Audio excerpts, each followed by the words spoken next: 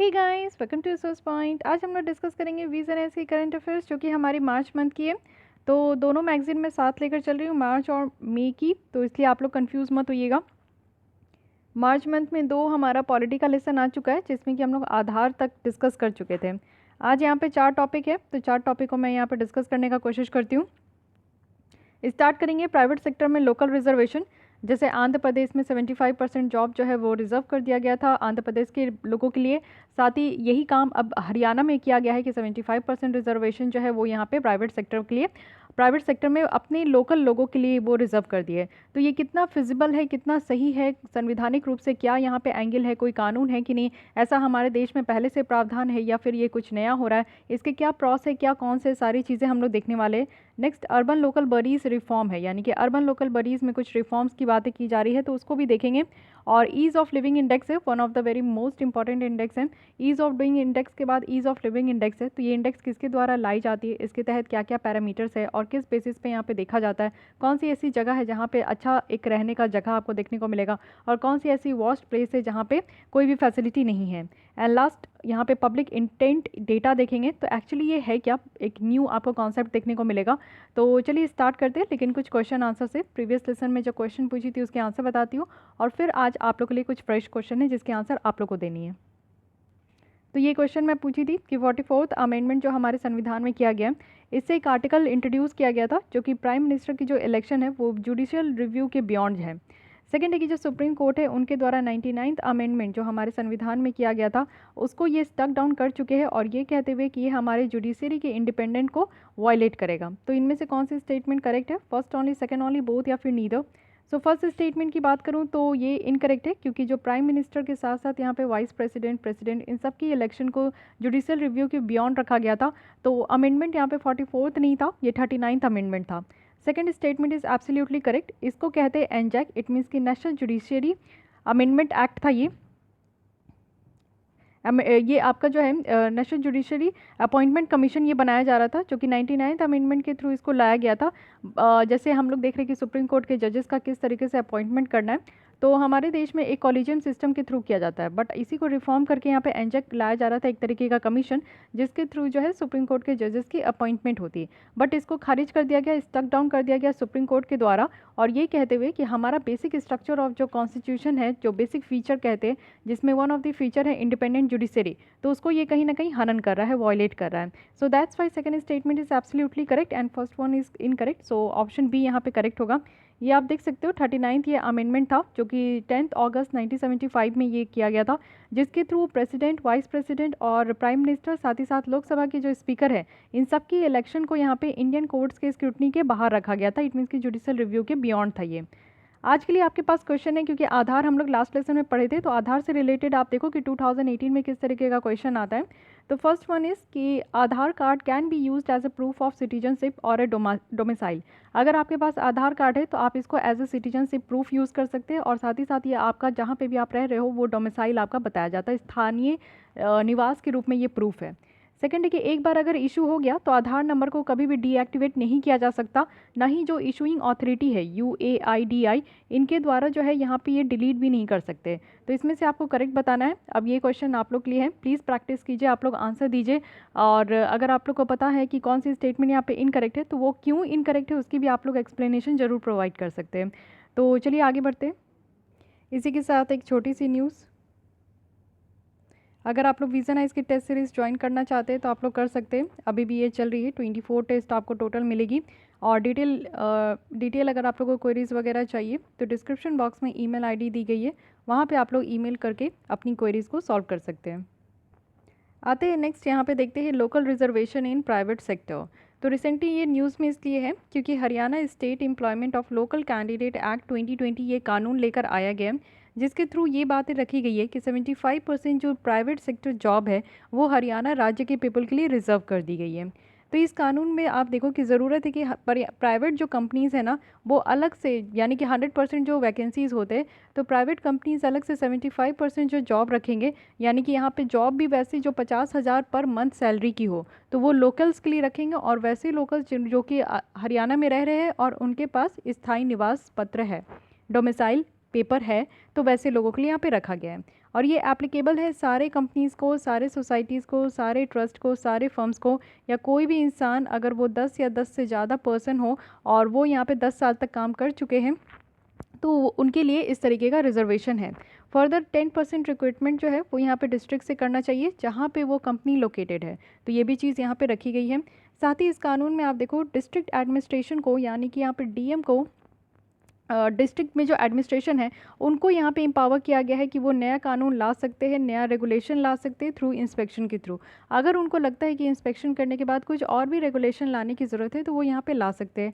हरियाणा ऐसी दूसरी राज्य बन चुकी है आंध्र प्रदेश के बाद, जो कि अपने ही राज्य में लोकल्स के लिए जिनके पास डोमिसाइल है 75% जॉब को रिजर्व किया गया है। तो चलिए ठीक है, बहुत सारे दूसरे स्टेट भी है, जैसे कर्नाटक देखो तो 100% रिजर्व रखे, महाराष्ट्र है 80% रिजर्व, मध्य प्रदेश है 70% रिजर्व। तो वो भी यहाँ पे जो है प्रपोज कर रहे हैं कि इस तरीके का रिजर्वेशन जो है लोकल के लिए कुछ लास्ट फ्यू ईयर्स में जो है लाया गया है। तो ऐसा आप देख सकते हो कि ये पहली बार नहीं है, दूसरी बार नहीं है, ऐसा हमारे देश में हर राज्य जो है मैक्सिमम करते ही है। इस तरीके के कानून से क्या बेनिफिट होता है, ऐसा क्यों लाया गया है? सबसे पहली बात है कि इससे पहले जो मई मंथ की हम लोग करंट अफेयर्स पढ़ रहे थे मैगजीन, उसमें मैं अनएम्प्लॉयमेंट की लेसन ली हूँ। अनएम्प्लॉयमेंट से रिलेटेड जो है प्रीवियस ईयर क्वेश्चन कितने पूछे गए यूपीएससी में, उससे रिलेटेड भी आपको दिख जाएंगे लेसन। ये आई बटन पे क्लिक करके आप लोग देख सकते हो। तो अनएम्प्लॉयमेंट जिस तरीके से बढ़ते जा रहा है, ये बताया गया है आईएलओ की रिपोर्ट के द्वारा कि लास्ट 3 डिकेड्स में जो अनएम्प्लॉयमेंट है वो 7.7% से इंक्रीज़ हो चुकी है हमारे देश में। स्पेशली कोविड-19 के बाद तो और भी ज़्यादा जो है बुरी सिचुएशन हो चुकी है रोज़गार को लेकर। फॉर एग्जांपल आप देखो, according to Centre for Monitoring Indian Economy, जो अनएम्प्लॉयमेंट रेट है हरियाणा में वो 26% हो चुका है फरवरी 2021 में। और ये कहा जा रहा है कि ये 3 टाइम्स ज़्यादा है, जितना नेशनल फिगर्स है ना उससे 3 गुना ज़्यादा है यहाँ पे हरियाणा में। सेकेंड है कि एग्रीगेरियन डिस्ट्रेस है। आप देख रहे हो कि जिस तरीके से फार्मर्स प्रोटेस्ट चलते जा रहे हैं, तो मैक्सिमम जो किसान हैं वो पंजाब हरियाणा से ही बिलोंग करते हैं, और साथ ही उनको कुछ भी ज़्यादा फ़ायदा नहीं हो रहा है इस एग्रीकल्चर सेक्टर से, तो इसलिए वैसे लोगों को यहाँ पे जॉब देना ज़रूरी है। साथ ही आप देखो कि इल प्रैक्टिसेस है कॉर्पोरेशन का, ये भी कई बार चेक किया जाता है सेलेक्टिव डिस्क्रिमिनेशंस देखने को, कि रिक्रूटमेंट के टाइम में भी बहुत सारे जो है भेदभाव किए जाते हैं, वो भी लोकल वर्कफोर्स में। साथ ही डेवलपमेंट इंड्यूस्ड डिस्प्लेसमेंट है, बहुत सारे लोकल जो लैंड ओनर्स हैं उनको डिस्प्लेस कर दिया जाता है प्राइवेट लैंड से बाय इंडस्ट्रियलाइजेशन, और जो लोकल रिजर्वेशन है वो यहाँ पे ज़्यादा से ज़्यादा डिमांड करती है कि उनको और ज़्यादा से ज़्यादा स्ट्रेंथन किया जा सके। इट मीन्स कि आप देखो कि कहीं पे भी अगर डेवलपमेंट करनी है, मॉल बनानी है या फिर किसी भी तरीके का इंफ्रास्ट्रक्चर क्रिएट करनी है, तो ऑलरेडी उस ज़मीन पे कोई लोग रहते हैं, चाहे वो घर बना के हो, झोपड़ी बना के हो या फिर जंगलों में हो, तो वैसे लोगों को डिस्प्लेस कर दिया जाता है। कई बार ये कहा गया है कि बहुत कॉन्फ्लिक्ट होता है डिस्प्लेसमेंट एंड डेवलपमेंट में, तो जो डिस्प्लेस किया जाता है तो वैसे लोगों के लिए एक ऐसा जॉब रिजर्व होना चाहिए जो कि उस राज्य में रहते हुए उनको मिल सके। तो ये भी एक अच्छा बेहतरीन यहाँ पे ऑप्शन कहा जाता है। साथ ही यहाँ पे जो इन्फ्लक्स है लार्ज माइग्रेंट, आप देखते हो कि हर एक राज्य में दूसरे राज्य के लोग जो है आते हैं, दूसरे देश के लोग आते हैं वहाँ पे जॉब करने के लिए, तो वो अगर ज़्यादा टैलेंटेड है, उनके पास उस तरीके का स्किल्स है, तो ऑब्वियस है कि उनको वो जॉब मिल जाएगी। बट अगर हम लोग 2011 के सेंसस के अकॉर्डिंग देखें तो ये कहा जा रहा है कि जो इन माइग्रेशन है हरियाणा में 2002 से लेकर 2011 के बीच में, तो वो 8 लाख पर्सन तक हो चुका है, जो कि ये बोला जा रहा है कि 4th हाईएस्ट है। अगर हम लोग राज्यों में देखें, महाराष्ट्र, गुजरात और दिल्ली के बाद हरियाणा ही नंबर आता है जिसमें माइग्रेशन बहुत ज़्यादा है। तो ये भी एक प्रॉब्लम है, इनसिक्योर का कारण बन जाता है वहाँ के खुद के रहने वाले लोकल्स पीपल का। साथ ही जो प्रॉब्लम है स्लम का, स्लम कहने का मतलब है कि झुग्गी झोपड़ियाँ, जहाँ पे ना ज़्यादा साफ़ सफाई का ध्यान रखा जाता है, ना ज़्यादा आप देखो कि उनको ना खाने का ठिकाना है, ना रहने का ठिकाना है, बहुत छोटे छोटे जो है वो कंजस्टेड वे में वो लोग रहते हैं। तो वैसे स्लम की जो प्रॉब्लम है उसको भी एड्रेस करना है कि एक्चुअली जो स्लम में रहने वाले लोग हैं उनको लो पेड जॉब ही मिलता है। तो एक्चुअली ऐसा हो सकता है ना कि वो जहाँ हमारे देश में रह रहे हैं, इसी राज्य में, हरियाणा राज्य में रह रहे हैं, तो उनके लिए अगर यहाँ पे प्राइवेट जॉब में 50,000 तक का जो पर मंथ सैलरी के हिसाब से अगर उनको जॉब रिक्रूटमेंट मिल जाए तो इससे बेटर और क्या हो सकता है। तो ये जो स्लम वाली प्रॉब्लम है, अगर उनके पास इनकम आएंगे तो ऑब्वियसली उनकी डिमांड बढ़ेगी, वो अपने जो लिविंग स्टैंडर्ड है उसको इंक्रीज़ करेंगे, और मे भी एक दिन ऐसा आएगा जो ये स्लम वाली प्रॉब्लम है वो पूरी तरीके से ख़त्म हो सकती है। तो ऑब्वियस है कि आप देख सकते हो कि इस तरीके के बेनिफिट है अनएम्प्लॉयमेंट को टैकल करने के लिए, जो एग्रीगेरियन डिस्ट्रेस है उसको टैकल करने के लिए। काफ़ी ज़्यादा कॉर्पोरेशन में भी इल प्रैक्टिस देखने को मिलता है, डिस्क्रिमिनेशन काइंड आप कह सकते हो। साथ ही डेवलपमेंट इंड्यूस जो डिस्प्लेसमेंट है माइग्रेशन के कारण, and last but not list, ये स्लम्स की प्रॉब्लम को इरेडिकेट करेगा। साथ ही अगर हम लोग देखें तो इस कानून से जो है एक्चुअल इम्प्लीमेंटेशन में क्या इश्यूज़ हैं, सबसे पहले हम लोग संविधान के अकॉर्डिंग देखते हैं या फिर कानूनी तौर पे देखते हैं कि कितना ये मुश्किल है इसको इम्प्लीमेंट करना। आंध्र प्रदेश के हाई कोर्ट जो है मई 2020 में एक क्वेश्चन अराइज किए थे कि जो राज्यों में 75% रिजर्वेशन दी जा रही है वो ऐसा देखा जा रहा है कि ये अनकॉन्स्टिट्यूशनल है, वो भी प्राइवेट जॉब में जो जिस तरीके से लोकल के लिए ये कोटा फिक्स किया जा रहा है ये हमारे संविधान के रूप से एकदम से ही सही नहीं है, ये संविधान के विरुद्ध है। काफ़ी केस भी है आज के डेट में आप देखो जो कि ये बताते हैं कि हमारे देश में किस तरीके का जो है रिजर्वेशन होना चाहिए। दो मोस्ट इंपॉर्टेंट केसेस है, इसके बारे में पहले आप लोग देखो। सबसे पहले जो मोस्ट इंपॉर्टेंट केस है और एकदम हॉट बर्निंग केस कहा जाता है इंदिरा साहनी केस। जब भी आप रिजर्वेशन की बात करते हैं तो इस केस से गुजरे नहीं, ऐसा हो नहीं सकता। तो इसके बारे में समझिए, इंदिरा साहनी केस में जो 1992 की जजमेंट है वहाँ से सुप्रीम कोर्ट की क्या जजमेंट निकल कर आई थी। इनके द्वारा ये कहा गया था कि जो अदर बैकवर्ड क्लासेस है ओबीसीज है उसमें 27% ही कोटा होना चाहिए रिजर्वेशन का। साथ ही रिजर्वेशन जो है टोटल रिजर्वेशन, ये तो ओबीसी के लिए 27% रिजर्वेशन रखा गया था from Mandal commission, but overall reservation है जिसमें कि आपके स्केड्यूल कास्ट, स्केड्यूल ट्राइब्स और भी सारे लोग आते, तो वो सारे कम्युनिटी को मिलाते हुए 50% से ज़्यादा रिजर्वेशन होना ही नहीं चाहिए। ठीक है, क्रीमी लेयर जो है उनको एलिमिनेट करना है। क्रीमी लेयर कहने का मतलब है कि अदर बैकवर्ड क्लासेस से जो लोगों की यहाँ पे पर एनम 8 लाख की इनकम है तो वैसे लोगों को रिजर्वेशन का फ़ायदा नहीं मिलना चाहिए, उनको ओबीसी की कैटेगरी से बाहर रख देना चाहिए। साथ ही आप देखो कि प्रमोशन में जैसे आप सर्विस में जाते हो तो उसके बाद आपकी प्रमोशन होती है, तो प्रमोशन में किसी भी तरीके का रिजर्वेशन का फ़ायदा किसी को नहीं मिलना चाहिए। ये 4 पॉइंट ऐसे हैं जो कि काफ़ी महत्वपूर्ण है और ये कहा गया है इंदिरा साहनी जजमेंट में। उसके बाद आपका 2006 में एक और केस है जो कि कहते हैं नागराज केस जजमेंट। इनके द्वारा क्या कहा गया, इनके द्वारा कहा गया कि जो कॉन्स्टिट्यूशनल वैलिडिटी है रिजर्वेशन का स्केड्यूल कास्ट, स्केड्यूल ट्राइब के लिए, तो उनमें प्रमोशन होना चाहिए लेकिन 3 कंडीशन से। ये तो इंदिरा साहनी जी मना कर दी थी कि प्रमोशन में रिजर्वेशन नहीं देना है, बट उस चीज़ को फिर से यहाँ पे अकॉर्डिंग टू द सिचुएशन यहाँ पे आपका अमेंड किया गया और कहा गया कि नहीं, स्केड्यूल कास्ट, स्केड्यूल ट्राइब्स के जो रिजर्वेशन की वैलिडिटी है उसमें 3 कंडीशन के साथ उनको प्रमोशन में रिजर्वेशन देना चाहिए। सबसे पहला है कि क्वान्टिफिएबल डेटा, इट मीन्स कि कितना वो बैकवर्डनेस है इस चीज़ को देखने के लिए एक डेटा होना चाहिए। साथ ही कुछ फैक्ट होना चाहिए कि ये बताया जाए कि हाँ इस पोजीशन में, इस पोस्ट में, अपर पोस्ट हो उसमें उनकी रिप्रेजेंटेशन जो है वो एडुकेट नहीं है। एंड थर्ड यहाँ पे है कि ओवरऑल एडमिनिस्ट्रेटिव एफिशिएंसी कितना है। क्या ऐसा तो नहीं कि अगर आप समझो कि प्रमोशन हो रहा है यानी कि आप लोअर पोस्ट से अपर पोस्ट में जा रहे हो, तो अपर पोस्ट में जाने के लिए उस तरीके का एफिशिएंसी है कि क्या वो उस काम को मैनेज कर सकते हैं, समझ सकते हैं, संभाल सकते हैं। तो इस तरीके की अगर एबिलिटी है तो हाँ उनको यहाँ पर जाना चाहिए। तो ये 2 केसेस है जो कि काफ़ी इंपॉर्टेंट है। अब आप समझ चुके हो कि इंदिरा साहनी केस के द्वारा ये कहा गया कि 50% रिजर्वेशन टोटल होना चाहिए, इसको एक्सीड नहीं करना चाहिए। बट आप ये चीज़ देखो कि एक राज्य जो है अपने ही राज्य में 75% रिजर्वेशन जो है अपने ही लोगों लोकल के लिए रिजर्व कर रहे हैं, तो इस अकॉर्डिंग तो वो अनकॉन्स्टिट्यूशनल हो गया। उसके अलावा अगर हम लोग देखें तो हमारे संविधान में कुछ पार्ट 3 में फंडामेंटल राइट्स है, जिसमें से फर्स्ट है आर्टिकल 15। आर्टिकल 15 ये राज्यों को प्रोहिबिट करता है, रोकता है कि आप किसी भी सिटीजन्स को डिस्क्रिमिनेट नहीं कर सकते, उनके साथ भेदभाव नहीं कर सकते कुछ ग्राउंड में कि वो किस धर्म से आते हैं, किस रेस से आते हैं, किस कास्ट से आते हैं, किस सेक्स से है यानी मेल फीमेल, या फिर उनका जो है प्लेस ऑफ बर्थ कहाँ है। तो अगर हम लोग देखें तो ये जो प्लेस ऑफ बर्थ कहा गया है कि जो हरियाणा में जन्मे वाले लोग हैं जो वहाँ जन्म ले रहे हैं या आंध्र प्रदेश में जन्म ले रहे हैं, तो उनको तो फ़ायदा है ना कि वहाँ अगर वो जन्म ले रहे हैं तो उनको 75% रिजर्वेशन के साथ जो है उनको जॉब मिल जाएगी। लेकिन जो अदर स्टेट है बिहार, झारखंड, वेस्ट बंगाल में वैसे जन्मे लोगों को तो कहीं से भी कोई फ़ायदा नहीं हो रहा है। तो ये तो डिस्क्रिमिनेशन हो गया on the basis of place of birth, जो कि आर्टिकल 15 के तहत कहा गया है। फाइन।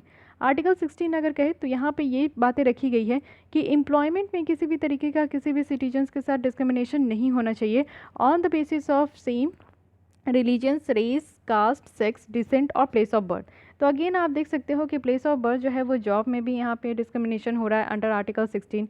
उसके बाद आर्टिकल 16 सब क्लॉज 3 भी है, जिसमें ये अलाउ किया गया है कि किसी भी कानून को रेसिडेंस क्वालिफिकेशंस की ज़रूरत होगी पब्लिक एम्प्लॉयमेंट में, जैसे डोमिसाइल बेस्ड जो है प्रेफरेंस ट्रीटमेंट दिया जाना चाहिए। बट ये पावर हमारे जो है सिर्फ पार्लियामेंट के पास है। आप देखो कि कोई कोई राज्य में जो है, जैसे आप स्टेट पीसीएस देते हो, तो अगर आप लोग कैटेगरी में आते हो तो हर एक स्टेट का अपना एक होता है कि अगर आप उस राज्य के डोमिसाइल अगर प्रेजेंट कर देते हो तो आपको रिजर्वेशन का फ़ायदा मिल जाएगा। लेकिन इस रिजर्वेशन का फ़ायदा देने के लिए हमारे मास्टरमाइंड कौन है, तो वो है पार्लियामेंट। लेकिन यहाँ पे आप देखो कि हरियाणा की जो लेजिस्लेटिव असेंबली है उन्होंने ऐसा कानून पास कर दिया और वो खुद कह रहे हैं कि वो उनके राज्य में 75% रिजर्वेशन के साथ जॉब देंगे, तो ये भी यहाँ पे अलाउ नहीं है। साथ ही एक और आर्टिकल है, आर्टिकल 19 सब क्लॉज 1। इसमें ये कहा गया है कि सारे सिटीजन्स के पास ये फंडामेंटल राइट है कि वो कहीं पे भी फ्रीली हमारे देश में मूव कर सकते हैं और किसी भी पार्ट में, हमारे देश के किसी भी पार्ट में रह सकते हैं और सेटल कर सकते हैं। और साथ ही राइट टू प्रैक्टिस है, कोई भी प्रोफेशन वो अपना प्रैक्टिस कर सकते हैं, यानी कि कोई भी काम आपको करना है तो आप कर सकते हो। कोई भी आपको जॉब लेकर चलना है, आप जॉब स्टार्ट कर सकते हो, बिजनेस कर सकते हो, ट्रेड कर सकते हो। ये सारी चीज़ें जो है हम जैसे लोगों को यहाँ पे फंडामेंटल राइट्स दी गई है। ये जो गाइड यहाँ पे ये भी कहा गया है कि जो 75% रिजर्वेशन की बात की जाती है, ये वायलेट करता है कुछ गाइडलाइन जो कि सुप्रीम कोर्ट के द्वारा इंदिरा साहनी केस और एम नागराज केस में दिया गया है। ठीक है, 50% से ज़्यादा नहीं होना चाहिए। और साथ ही साथ आप देख सकते हो, तो ये हमारे संविधान में पूरी तरीके से अनकॉन्स्टिट्यूशनल है। और किस किस आर्टिकल के बेसिस में, तो 15 article, 16 article, 16 sub clause 3 and 19 article with sub clause first. Okay, तो ये संवैधानिक रूप में आपको पता चल गया।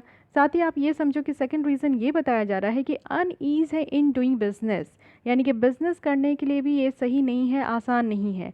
आप देखो कि यहाँ पे कंपनीज़ को एक्सपोज किया जाएगा कि आप डेटा गैदर करें अपने एम्प्लॉय डोमिसाइल का, साथ ही साथ जो है रिपोर्ट करें सारे अथॉरिटीज़ का, क्लेम करें कि कौन अथॉरिटीज़ यहाँ से बाहर रहे हैं। तो हर एक टाइम ये सब काम करना पड़ेगा। आप देखो कि एक ऐसा देश होना चाहिए जहाँ पे कोई भी तरीके का डिस्क्रिमिनेशन नहीं हो, हर एक राज्य में जो है कोई भी आकर बिजनेस कर सके। बट अगर आपको बिजनेस करना है और किस राज्य से स्टार्ट करना है, तो आपको वहाँ की पहले चीज़ों को समझना होगा।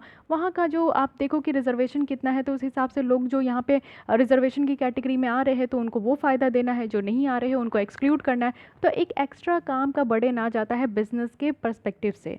तो ये अच्छा तरीका नहीं है। अगर हम लोग अपने कंट्री में जो बिज़नेस इन्वायरमेंट क्रिएट करने की बात कर रहे हैं, तो उसके लिए ये नेगेटिव कहीं ना कहीं साबित हो सकता है। और इससे आप देखो कि ये हमारे ईज़ ऑफ डूइंग बिजनेस को इम्पैक्ट कर सकता है। कैसे, तो करप्शन को बढ़ा के, साथ ही एक ग्रेट बैरियर हो सकता है कि हम लोग बेस्ट टैलेंट को हायर नहीं कर रहे। रिजर्वेशन आप देखते हो कि रिजर्वेशन में जो है लोगों को वहाँ पे कम नंबर पे भी सिलेक्शन हो जाता है, बट जो टैलेंटेड लोग रहते हैं ना, वो इस रिजर्वेशन के चक्कर से कहीं ना कहीं बाहर रह जाते हैं। तो ये भी एक प्रॉब्लम है। साथ ही अगर हम लोग देखें तो कंपनी के ऑपरेशन में भी ये इम्पैक्ट हो सकता है। इस तरीके के नए कानून जो है ना, आप देखो प्राइवेट सेक्टर की जो एफिशिएंसी है कहीं ना कहीं उसको कम कर देगा।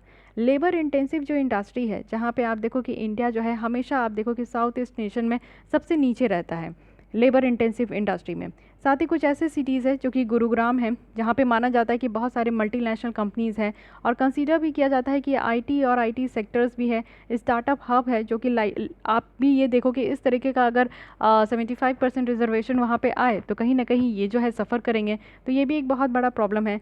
साथ ही कोविड-19 रिकवरी के बारे में ये कहा जा रहा है कि इससे जो है ना, जो on going covid pandemic recovery है कंपनीज़ के लिए, तो इससे आप देखो कि बिज़नेस का कॉस्ट जो है वो यहाँ पे बढ़ जाएगा बहुत सारी चीज़ों को लेकर। जैसे आप देखो कि लोकल कैंडिडेट्स को ज़्यादा ट्रेनिंग दी जाएगी। आई मीन टू से कि जो टैलेंटेड कैंडिडेट्स है, अगर उसको सेलेक्ट नहीं कर सकते हैं और प्रेफरेंस देते हैं कि लोकल कैंडिडेट को ही यहाँ पे सेलेक्ट करना है, तो उनको ट्रेनिंग दी जाएगी। साथ ही जो पेरेंट नॉन लोकल वर्कफोर्स है उनको डिस्प्लेस किया जाएगा। सो कोविड-19 रिकवरी में भी ये प्रॉब्लम दिला सकता है।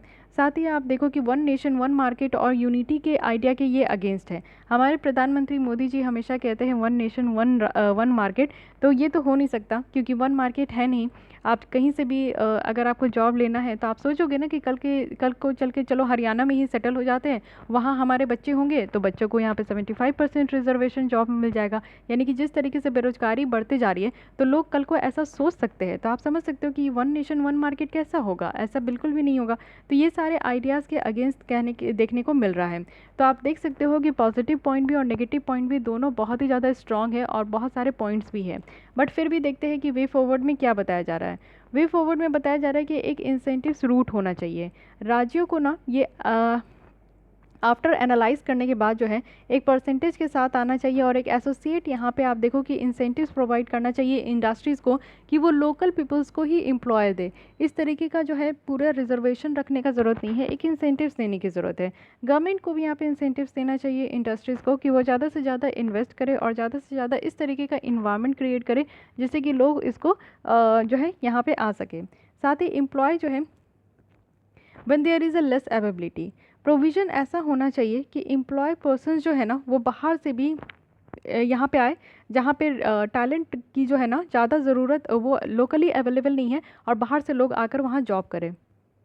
तो ऐसा भी प्रोविज़न रखना चाहिए कि अगर यहाँ पे अपने मान लीजिए कि 75% रिजर्वेशन के थ्रू पूरे लोकल पीपल्स जो है फुल नहीं हो पाए, तो ऐसा भी प्रोविज़न हो कि बाहर के टैलेंट को भी यहाँ पे आने का मौका दिया जाए।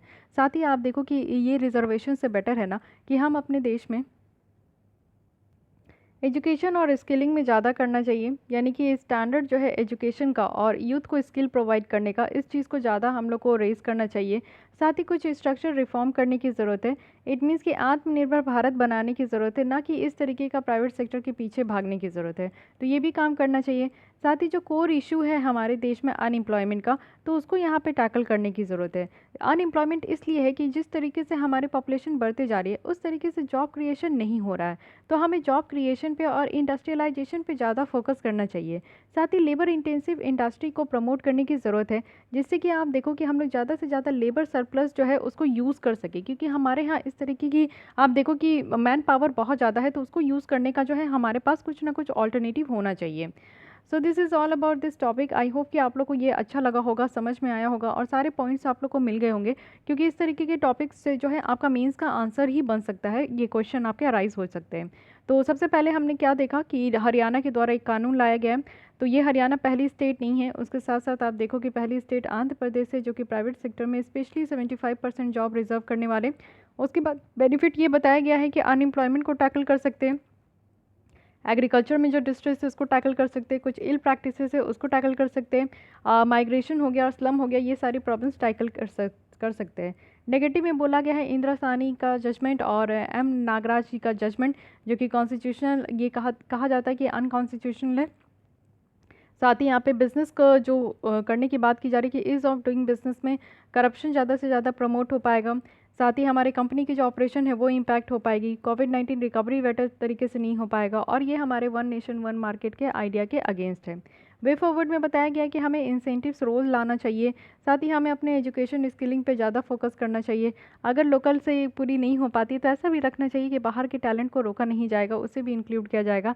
एंड यहाँ पे जो अनएम्प्लॉयमेंट की कोर इशू है उसे यहाँ पे टैकल करने की ज़रूरत है और लोकल इंटेंसिव इंडस्ट्रीज़ को प्रमोट करने की ज़रूरत है। Okay, so coming to the next article जो कि है अर्बन लोकल बॉडीज़ रिफॉर्म। तो देखते हैं कि यहाँ पे रिफॉर्म करने की क्या क्या बातें की जाती है। एक्चुअली रिसेंटली अभी आप देखो कि ministry of housing and urban affairs के द्वारा एक फाइनल रैंकिंग यहाँ पे रिलीज़ की गई है, जिसे यहाँ पे म्यूनिसिपल परफॉर्मेंस इंडेक्स 2020 कहा गया है। तो म्यूनिसिपल परफॉर्मेंस इंडेक्स है क्या, इसे समझते हैं। देखिए हम लोग के यहाँ जो नगर पालिका है, इंडियन म्यूनिसिपैलिटीज़ है, वो किस तरीके से परफॉर्म करते हैं उनको यहाँ पे एनालाइज किया गया है और एसेस किया गया है। उसी के बाद यहाँ पे जो है सारी चीज़ों को रखा गया है, जैसे आप देखो कि सिटीजन्स है वो बेटर तरीके से अंडरस्टैंड कर सकते हैं कि उनके लोकल गवर्नमेंट जो है वो कैसी है, वो कैसे एडमिनिस्ट्रेशन कर रहे हैं, किस तरीके से ट्रांसपेरेंसी वो मेंटेन कर रहे हैं, या फिर ज़्यादा से ज़्यादा जो है की स्टेक होल्डर्स के बीच में उनका ट्रस्ट है। अगर इंदौर की बात करें तो वो इस इंडेक्स में टॉप है कि म्यूनिसिपैलिटीज़ में इंदौर टॉप हुए हैं, मिलियन प्लस वहाँ पे पॉपुलेशन है। वहीं अगर नई दिल्ली की बात करें तो लेस देन मिलियन पॉपुलेशन है। ठीक है, रैंक देख लेंगे हम लोग यहाँ पे, आप देख सकते हो कि इंदौर है, सूरत है, भोपाल है।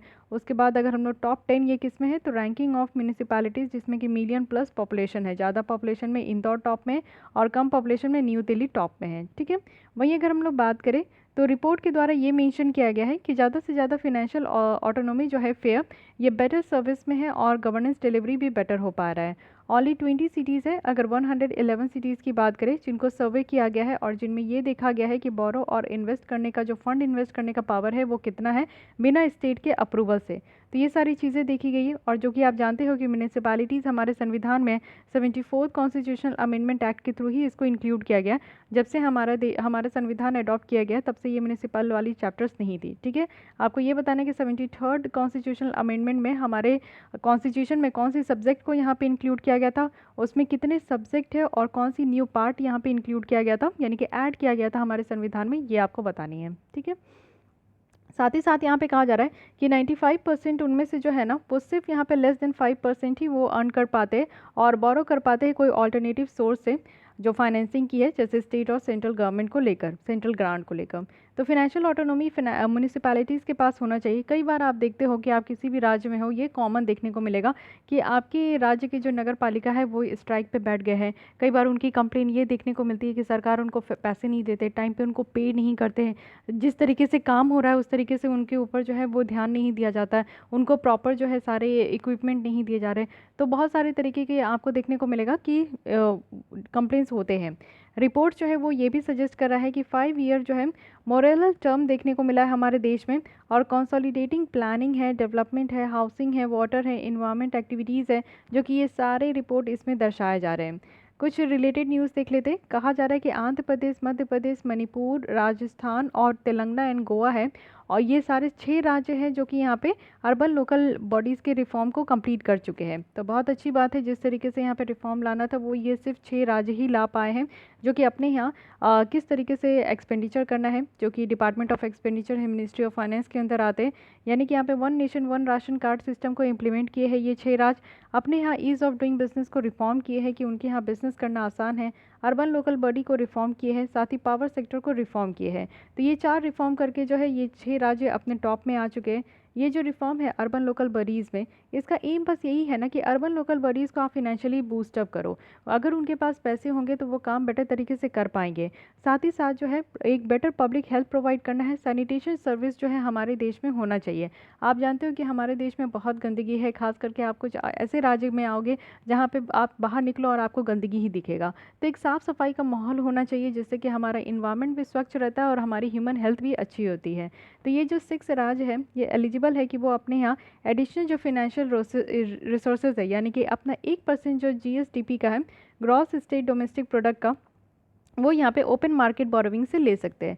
तो क्योंकि इन्होंने अपने यहाँ इतना सारा रिफॉर्म किया है तो उनको इस तरीके का एक इंसेंटिव दिया जा रहा है। ठीक है, आप देखो कि 20 वेराइट सेक्टर्स है यहाँ पे, जिसमें कि इस जो इंडेक्स में आपका देखने को मिला है, यानी कि म्यूनिसिपल परफॉर्मेंस इंडेक्स में ये 20 ऐसे सेक्टर्स है जिसको यहाँ पे देखने को मिला है। तो क्या क्या जगह पे ये मेजर किया गया है? सबसे पहले एजुकेशन कैसा है, हेल्थ कैसा है, वाटर एंड वेस्ट वाटर कैसी है, सैनिटेशन की बात की जाती है, रजिस्ट्रेशन एंड परमिट्स है, इंफ्रास्ट्रक्चर है, रेवेन्यू मैनेजमेंट है। इस तरीके का आप देखो कि ये सारे 20 यहाँ पे आपके जो है इंडेक्स है, पैरामीटर्स है इस इंडेक्स के, तो इसको आप लोग को एक बार देख लेना है। अब अर्बन लोकल बॉडीज़ के बारे में हम लोग कुछ बेसिक बातें देखते हैं। अर्बन लोकल बॉडीज़ जो कि यहाँ पे इंस्टीट्यूशन ये जो है ये constituted for local self government, यानी कि अर्बन एरिया में जो है अपने आप जो है लोकल सेल्फ गवर्नमेंट होनी चाहिए, उसके लिए यहाँ पे इलेक्टेड रिप्रेजेंटेटिव्स के थ्रू यहाँ पे बनाया गया ये बॉडी। हमारे देश में 74th कॉन्स्टिट्यूशनल अमेंडमेंट के थ्रू लाया गया, जिसके थ्रू आप देख सकते हो कि पार्ट यहाँ पे 9th ए है और 12th शेड्यूल को इसमें आपका जोड़ा गया है। तो आपको ये भी बताना है कि 73rd कॉन्स्टिट्यूशन में कौन सी न्यू शेड्यूल भी ऐड हुई है हमारे संविधान में। ठीक है, तो 3-4 क्वेश्चन का आंसर दीजिए, वो जो मैं स्टार्टिंग में पूछी हूँ उसी के साथ। तो ये आप लोग इसकी मेन बात है कि ये अर्बन लोकल बॉडीज़ जो म्यूनिसिपल कॉर्पोरेशन है इसके बारे में ध्यान रखिएगा। यहाँ पे जो टोटल सब्जेक्ट है, यानी कि ये जो काम करते हैं ये 18 फंक्शनल आइटम्स के ऊपर ये काम करते हैं। तो सबसे पहले ध्यान रखना कि 74th कॉन्स्टिट्यूशनल अमेंडमेंट है, सेकंड यहाँ पे पार्ट याद रखना है 9th ए है, थर्ड शेड्यूल याद रखना है कि 12th शेड्यूल है, एंड फोर्थ यहाँ पे इसकी सब्जेक्ट याद रखनी है। So these are the basic information जिसको आप लोग को एकदम से याद रखनी है।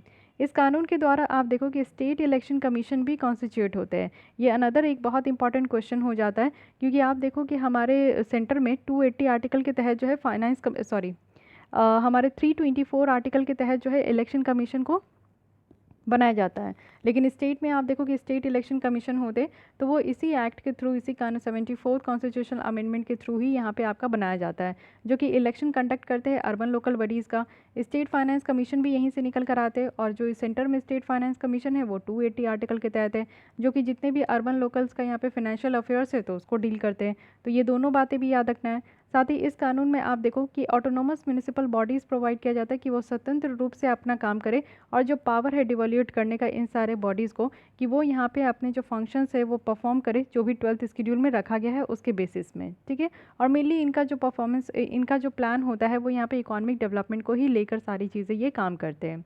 लेकिन आज के डेट में आप देखो रिफॉर्म की ज़रूरत पड़ रही है हमारे अर्बन लोकल बॉडीज़ में। तो कहा जा रहा है कि क्यों ये रिफॉर्म की ज़रूरत है। सबसे पहले है कि हमारे देश में फिनेंशियल स्कार्सिटी एंड करप्शन की बहुत ज़्यादा चीज़ें देखने को मिलती है।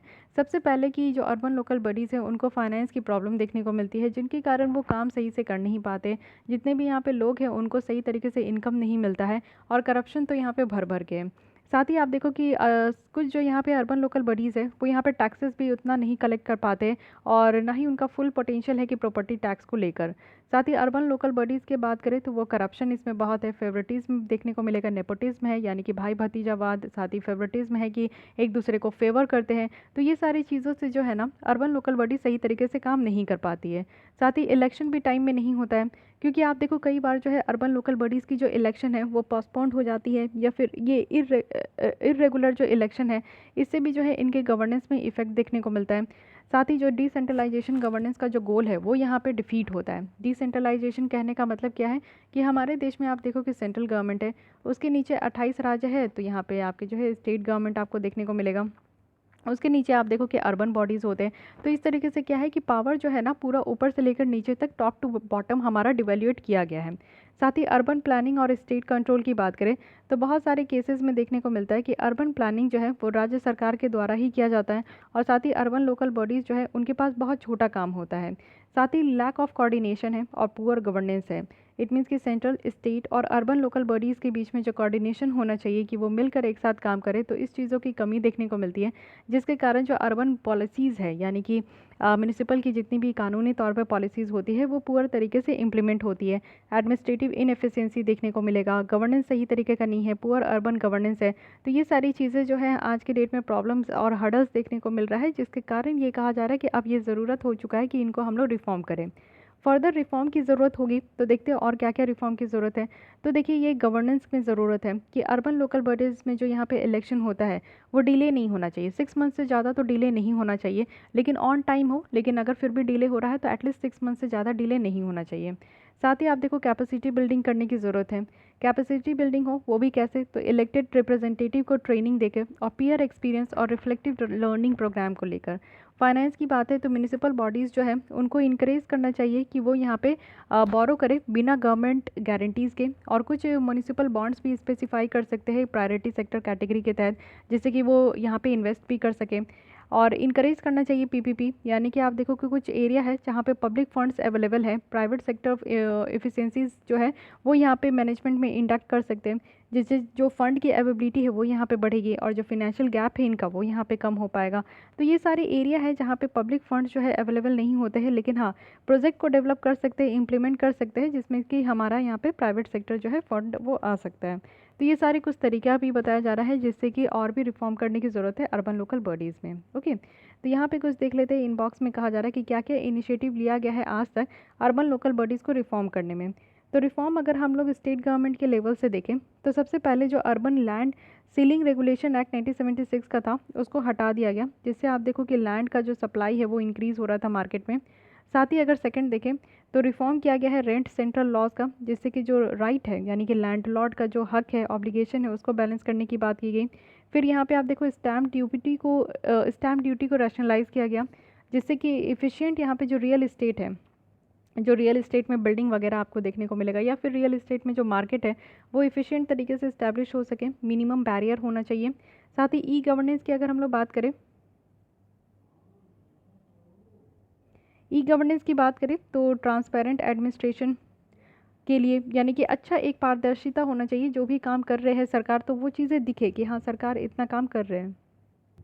साथ ही जनरल इम्प्रूवमेंट होना चाहिए सर्विस डिलीवरी लिंक में, तो इस तरीके से हम लोग ई सर्विस भी कह सकते हैं। ये सारे जो है यहाँ पे रिफॉर्म्स लाने की कोशिश की गई है सरकार की तरफ से, यानी कि अर्बन लैंड सीलिंग को यहाँ पे हटाया गया, यहाँ पे जो रेंट कंट्रोल लॉज है उसमें रिफॉर्म किया गया, स्टैम्प ड्यूटी को रैशनलाइज किया गया, ई गवर्नेंस बेटर तरीके से हो जिससे कि ट्रांसपेरेंसी अकाउंटेबिलिटी निकल कर आए। रिफॉर्म अगर हम लोग यहाँ पे अर्बन लोकल बॉडीज़ के लेवल पे देखें तो सबसे पहले म्यूनिसिपल अकाउंटिंग है, जहाँ पे हम लोग मॉडर्न अकाउंटिंग सिस्टम देखते हैं, जिससे कि बेटर यहाँ पे फिनेंशियल मैनेजमेंट हो, ट्रांसपेरेंसी हो और सेल्फ रिलायंस देखने को मिलता है, यानी कि आत्मनिर्भर हमें बनाने की ज़रूरत है हमारे अर्बन लोकल बॉडीज़ को। प्रॉपर्टी टैक्स जो है उसको यहाँ पे जोग्राफिकल इंफॉर्मेशन सिस्टम जो GIS सिस्टम है उसके साथ इसको लिंक किया गया है, जिससे कि आप देखो कि एक simple, transparent, non discriminatory, equitable property tax regime जो है उसको इस्टेब्लिश की गई है, जिससे हमारी जितनी भी कंप्लाइंसेस है वो इनकरेज हो सके। तो इस तरीके से आप देख सकते हो कि जो रिफॉर्म की बात की गई है वो दोनों लेवल पे हम लोग देख लिए, एक तो यहाँ पे स्टेट गवर्नमेंट के लेवल पे, एक खुद के लेवल पे। तो ये जो आर्टिकल है और ये जो आपका इंडेक्स है ये काफ़ी इंपॉर्टेंट है, क्योंकि अर्बन लोकल बॉडीज़ में आप कुछ भी लिखते हो तो इस इंडेक्स को ज़रूर वहाँ पे कोट कर सकते हैं।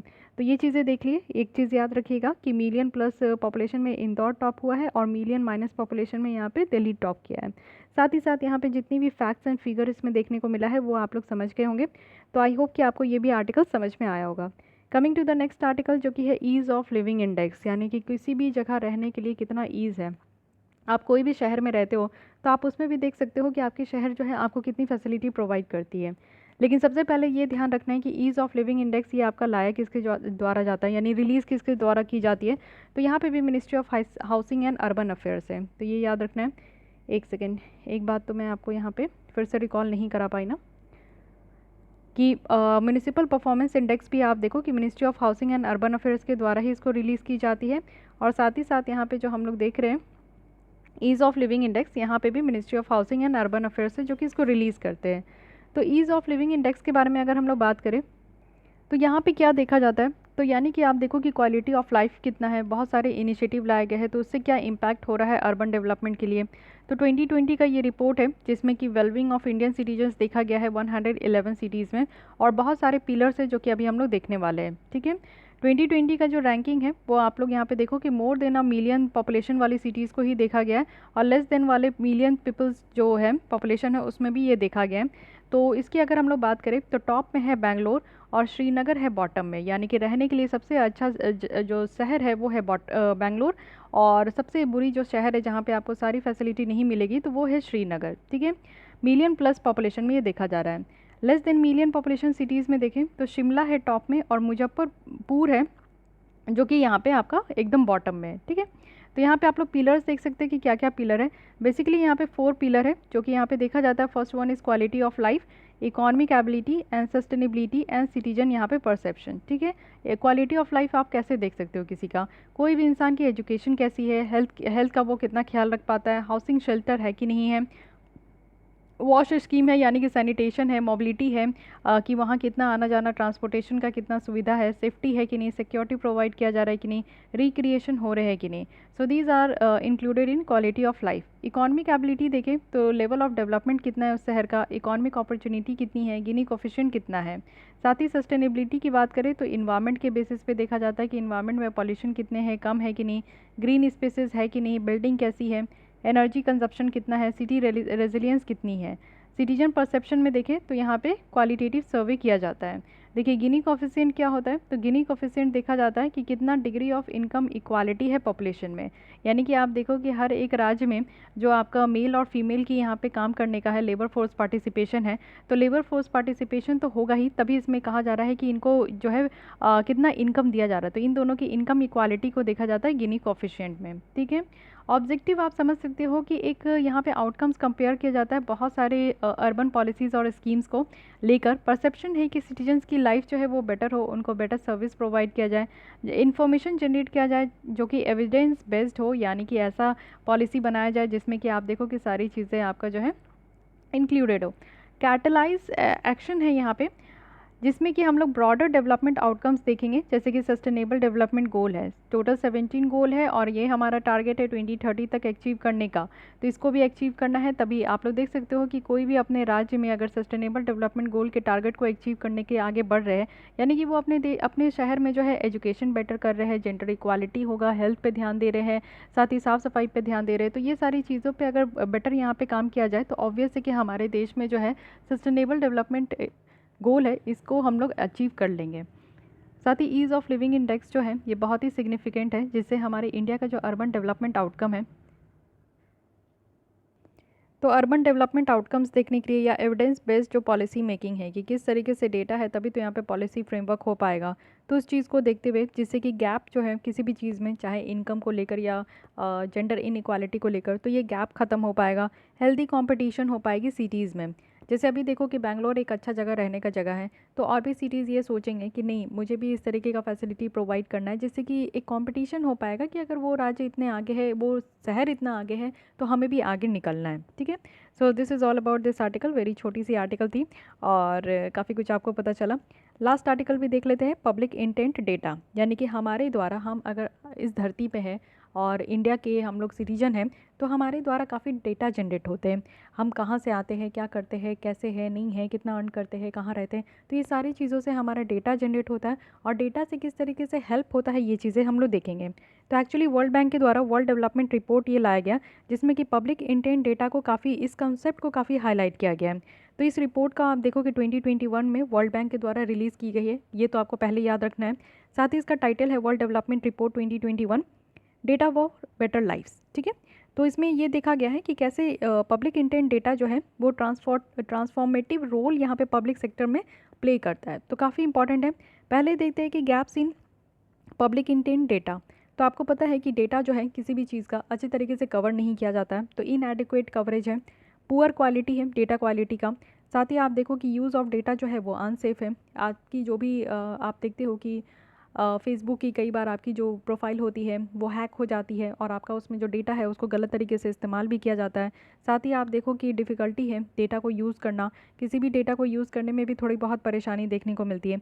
तो एक डेटा कहने का मतलब है कि मान लीजिए आपकी आइडेंटिटी, आपकी कोई फ़ोटो, वो भी डेटा हो गया, आपका नाम वो भी डेटा हो गया, आपका प्लेस ऑफ बर्थ वो भी डेटा हो गया, आपका डेट ऑफ बर्थ भी आपका जो है डेटा हो गया। तो ये सारे डेटा जो है इसको कहा गया है पब्लिक इंटेंट डेटा। तो पब्लिक इंटेंट डेटा यानी कि डेटा जो भी कलेक्ट किया जाता है इस इंटेंट से कि एक पब्लिक गुड सर्विस आपको प्रोवाइड किया जाए।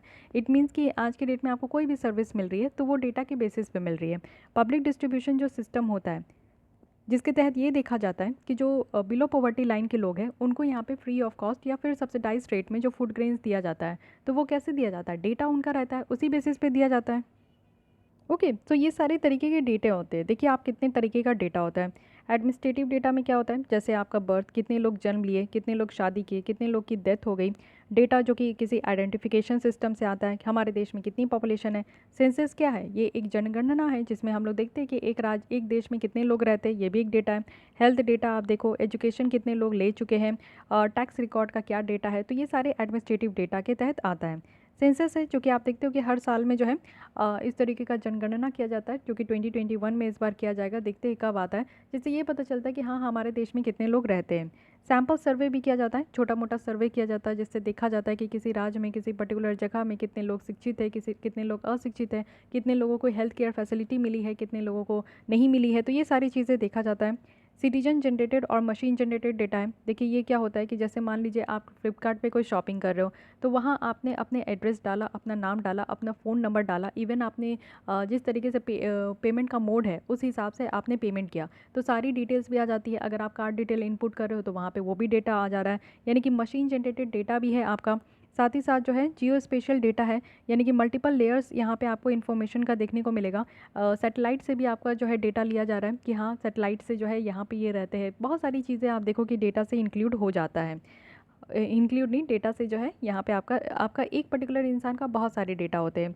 तो डेटा जो है क्यों इतना इंपॉर्टेंट है, ऑब्वियस है, जितनी भी यहाँ पे इंपॉर्टेंट जो सर्विस डिलीवरी है उसको इम्प्रूव करने के लिए अगर सरकार के पास डेटा रहेगा कि हमारे देश में इतने गरीब लोग हैं, इतने भूखे लोग हैं, तभी तो सरकार उस तरीके का योजना लाएगी और उतने लोगों को जो है भोजन देगी, उतने लोगों को रहने के लिए घर देगी, खाना देगी, जो हाउसिंग फॉर ऑल है, फूड फॉर ऑल है। तो ये सारी जो स्कीम लाई गई है ये इसी बेसिस पे होता है। सर्विस आपको अच्छा मिलेगा जब सरकार के पास बेटर डेटा रहेगा, ठीक है। साथ ही ट्रांसपेरेंसी, इमरजेंसी रिस्पॉन्स भी बेटर तरीके से निकल कर आएगा। प्रायोरिटाइज़ किया जाएगा स्कार्स रिसोर्सेज का। हमारे धरती में जो रिसोर्सेज है वो लिमिटेड है, तो बेटर तरीके से होगा कि हाँ कितने किस लोकेशन में कितने इंडिविजुअल है, तो उस बेसिस से उनको रिसोर्सेज दी जाएगी। साथ ही गवर्नमेंट की अकाउंटेबिलिटी देखने को मिलेगा। एक इंडिविजुअल एम्पावर होता है अगर ये डेटा सरकार के पास होती है। तो डिमांड फॉर डेटा जो है वो इंडिविजुअल के द्वारा भी किया जाता है, सिविल सोसाइटी ऑर्गेनाइजेशन के द्वारा भी किया जाता है, जिससे ट्रांसपेरेंसी और इनडायरेक्टली जो है आप देखो यहाँ पे एक टूल प्रोवाइड किया जाता है सोसाइटी को, जो कि गवर्नमेंट अकाउंटेबल को होल्ड करके रखे कि सरकार के पास इतना डेटा है तो सरकार हमें उतना प्रोवाइड नहीं कर पा रही है, तो हम लोग पूरी तरीके से ब्लेम करते हैं कि हमें यहाँ पे खाना नहीं देने के लिए सरकार यहाँ पे रिस्पॉन्सिबल है कि नहीं, क्योंकि डेटा तो उनके पास है ही। और सिटीजन एम्पावर हो पाता है कि अपना बेटर चॉइस कर पाएगा। अगर एक डेटा रहता है तो उससे जो है हम लोग बेटर चॉइस कर पाते हैं, ठीक है, डिसीजन मेकिंग ले पाते हैं। लेकिन फिर भी आप देखो कि ये जो पब्लिक इंटेंट डेटा है इसमें क्या क्या चैलेंजेस हैं। चैलेंजेस देखने को मिलेगा फाइनेंसिंग का, क्योंकि इन्वेस्टमेंट नहीं किया जाता सरकार के द्वारा अच्छा डेटा कलेक्ट करने के लिए। टेक्निकल कैपेसिटी आप देखो कि हमारे यहाँ अच्छा खासा जो है क्वालिफाइड स्टाफ नहीं है, प्रॉपर स्टाफ रेनमरेशन नहीं है, कैरियर इंसेंटिव्स नहीं है, टेक्नोलॉजी की कमी है, जिससे कि आज के भी डेट में जो डेटा मेंटेन किया जाता है वो पेन पेपर में किया जाता है। कोई भी आप देखो कि बहुत कम है जो रिकॉर्ड जो है ऑनलाइन मेंटेन किया जाता है। बहुत ऐसे कम राज्य है जो कि लैंड रिकॉर्ड को ऑनलाइन किए हैं, डिजिटाइज़ किए हैं। बाकी जगह आप लोग देखो कि पेपर ही लेके आज भी लोग जो है उसको दौड़ते हैं। तो यही चीज़ है कि टेक्नोलॉजी का कम यूज़ हो रहा है। गवर्नेंस की बात करें तो डेफिशिएंसी है गवर्नेंस में, यानी कि बेटर वो कानूनी तौर पे वो लीगल रिफॉर्म लेकर नहीं आ रहे, फ्रेमवर्क नहीं कर पा रहे हैं कानूनी तौर पे। डिमांड, अगर डेटा डिमांड देखें तो हमारे यहाँ डेटा डिमांड की ही कमी है। लो डेटा लिटरेसी है, लोग को पता ही नहीं है आज के डेट में data is a big oil, और लोगों को हमारे यहाँ पे पता ही नहीं है कि डेटा को आपको कैसे सेव करना है, डेटा को आपको कैसे यूज़ करना है, कैसे मैनेज करना है। लैक ऑफ इंसेंटिव्स है, लैक ऑफ इंटरेस्ट है डेटा का यूज़ करने में। इवन हमारे यहाँ इंफ्रास्ट्रक्चर भी इस तरीके से नहीं है कि डेटा को हम लोग प्रोटेक्ट करके रख सके, डेटा को सेव करके रख सके। So these are the challenges जो कि हम लोग यहाँ पे डेटा से रिलेटेड देख रहे हैं। वे फॉरवर्ड में बताया जा रहा है कि सरकार को खर्च करने की ज़रूरत है, यानी कि नेशनल स्टैटिस्टिकल सिस्टम में एकदम से यहाँ पे खर्च करने की ज़रूरत है। जिससे कि आप देखो कि data is a big oil है, तो इसको एडमिनिस्ट्रेटिव डेटा जितने भी होते हैं उसको हम लोग सही तरीके से यूज़ कर पाएंगे। ह्यूमन कैपिटल में इन्वेस्ट करने की ज़रूरत है, जिससे कि पब्लिक इंटेंट डेटा जो है वो प्रोडक्ट हो पाए, प्रोड्यूस हो पाए, ठीक है, जिससे कि हम लोग डिमांड को यहाँ पे प्रमोट कर सकें। साथ ही एडवांस्ड एजुकेशन देने की ज़रूरत है। साथ ही यहाँ पे हम लोग पॉलिटिजाइजेशन जो डेटा का है उसके अगेंस्ट में हम लोग सेफगार्ड कर पाए और कैपेसिटी बिल्डिंग कर पाए, यानी कि डेटा को मेंटेन करने के लिए जितनी भी टेक्नोलॉजीज़ की ज़रूरत है उस चीज़ों को प्रोवाइड किया जाए। साथ ही आप लोग देखो कि ज़्यादा से ज़्यादा अगर डेटा लिटरेसी होगा सिटीजन्स में, तो ज़्यादा से ज़्यादा जो है सरकार और जो लोग हैं वो अपने लिए और लोगों के लिए अच्छा डिसीजन मेकिंग कर पाएंगे। साथ ही इंगेज कर पाएंगे कि स्टेक होल्डर्स को सुनने में। अगर डेटाज होता है तो एक ऑथेंटिसिटी होती है, एक प्रूफ होता है, तो सरकार, academic, private sector, CSO, media, ये सब जो है डेटा के बेसिस में सही बातें कहेंगे और एक दूसरे को सुनेंगे भी और ट्रस्ट भी करेंगे। Okay, so this is all about this topic. तो आई होप कि आपको ये लेसन अच्छा लगा होगा। कल हम लोग स्टार्ट करेंगे यहाँ पे इंटरनेशनल रिलेशन। तो दोनों मैगजीन आपका साथ साथ में लेकर चलती हूँ और जल्दी ही कंप्लीट कर दूँगी। तो आई होप कि आपको ये लेसन अच्छा लगा होगा, हेल्पफुल लगा होगा। तो अगर अच्छी लगी, हेल्पफुल लगी तो लाइक कर दीजिए। और डेली यहाँ पे 4 बजे वीडियो देखने के लिए आप लोग को हमारे चैनल को सब्सक्राइब करना होगा। सब्सक्राइब कीजिएगा तो आपको डेली बेसिस में यहाँ पे वीडियो देखने को मिलेंगे। इसके अलावा आपको कोई भी डाउट, क्वेरी, सजेशन है तो आप कमेंट बॉक्स में लिख सकते हो। एंड मेक श्योर कि आपने हमारे चैनल को सब्सक्राइब कर लिया है। मिलते हैं कल हम लोग इसी टाइम पे। आज के लिए बस इतना ही। Thank you.